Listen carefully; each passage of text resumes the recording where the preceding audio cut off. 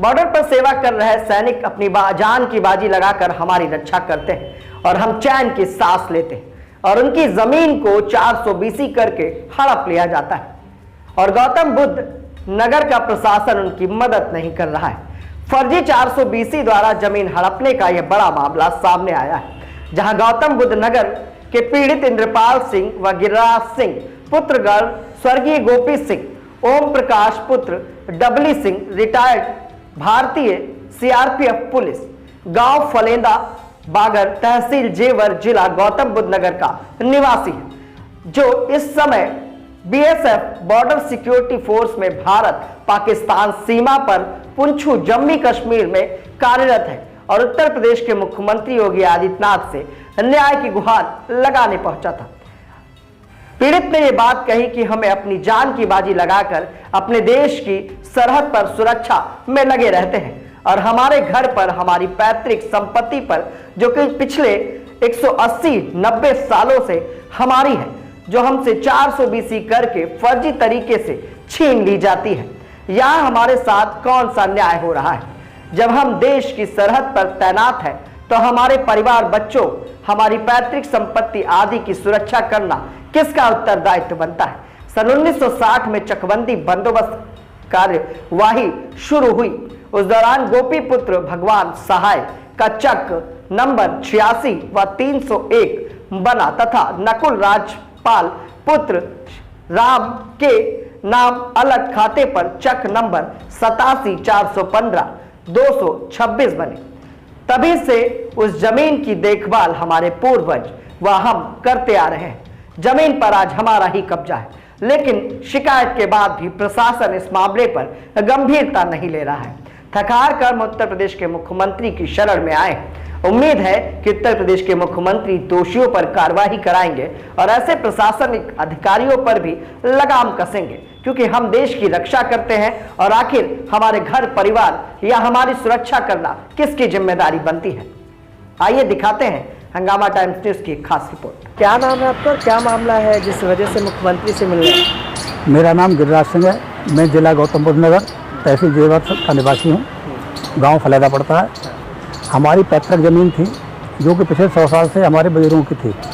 उसी में एक फ्रॉड व्यक्ति ने भूमाफियों द्वारा केस डाल दिया और वहाँ के प्रशासन को, नायब तहसीलदार थे श्यामजी साई जी और अन्य कर्मचारीगण से मिलकर 15 लाख रुपए दिए और ज़मीन में आधा नाम डलवा दिया बेबुनियाद तरीके से।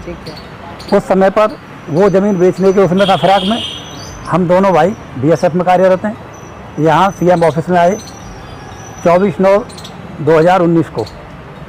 हमारी मुलाकात अनिल राजभर साहब से हुई। उन्होंने हमें आश्वासन दिया कि तुम्हें न्याय मिलेगा। वापस हम वहाँ गए, DM को इतला दी गई तो उसमें केस चला। SDM गुंजा सिंह ने केस की जांच करके निर्णय हमारे हित में दे दिया। उसके बाद अपोजिट पार्टी ने कमिश्नरी में केस को अपील कर दिया। वहाँ पर भी उसने अपना वही दबाव और पैसे का उल खेला। फिर से आपके विरोध, वहाँ से विरोध में आया। वहाँ से निर्णय में वापस केस तहसीलदार के अंदर ही जेवर दे दिया गया। और 6 फरवरी को, फरवरी में मतलब 2/6/2022 में इसका निर्णय उन्होंने दे दिया था कि इसकी पुनः जांच की जाए। प्रूफ नहीं है उसके पास जो उसमें ज़मीन का हिस्सेदार बन रहा है। अच्छा, उसके पास कोई प्रूफ नहीं है, केवल सन 1970। हाँ, हमारे पास सारा है, चकबंदी हुई है और 41-45 की भी रिपोर्ट है। ज़मीन हम जोत रहे हैं और ज़मीन हमारी है, लेकिन ये लोग कब्जा हमारा है। कब्जा भी आपका है। वो तो केवल कागज में नाम चढ़ा के उस पर अपना कब्जा करना चाहते हैं और बेचना चाहते हैं कि बेच दें उसको, कागज में बेच दें और उसकी मोटी रकम कमा लें। रिलेटिव है, किसी तरह के रिश्तेदार हैं क्या वो? रिलेटिव कोई पूर्व अब से पता नहीं 100 साल पहले कोई रिलेशन रहा होगा जिसकी हमें जानकारी नहीं है। वो कहते हैं कि हमारी दादी यहाँ की थी। अब पिछले 70 साल में चकबंदी हुई, सारी कार्रवाइयाँ हुई, तो अगर कोई ऑब्जेक्शन था तो आना चाहिए था, तो उन्हें उस समय पर कार्रवाई करानी चाहिए थी, लेकिन कोई नहीं कराई। अब प्रेजेंट में अभी सर किस तरह की कार्रवाई आप चाहते हैं? हम कार्रवाई ये चाहते हैं कि इसमें न्यायिक जांच हो और हमें नाजायज परेशान ना किया जाए। हमारी ज़मीन है वो हमें मिले। हम पूरे जीवन देश की सेवा करते रहे, सीमा पर लड़ते रहे, और आज हम अपनी ज़मीन की सुरक्षा नहीं कर सकते हैं तो हम तो रोड पर आ जाएंगे, हमारा क्या होगा। ठीक है सर। अभी प्रेजेंट में जो वहाँ तहसीलदार हैं उनसे कई बार मिल चुके हैं, एसडीएम को मिल चुके हैं। एसडीएम कौन है? एसडीएम हैं ठीक अभय सिंह सर। ठीक है, क्या बोलते हैं?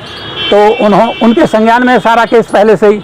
उन्होंने बोला कि एसडीएम साहब, ये डीएम अपना तहसीलदार साहब ठीक आदमी है, आपका निर्णय हो जाएगा, आप चिंता ना करें। आपके साथ पहले गलत हुआ था, पहले श्यामजी साई ने गलत कर दिया था, मैंने तुम्हारा भी केस बचाया और उसकी भी नौकरी बचाई।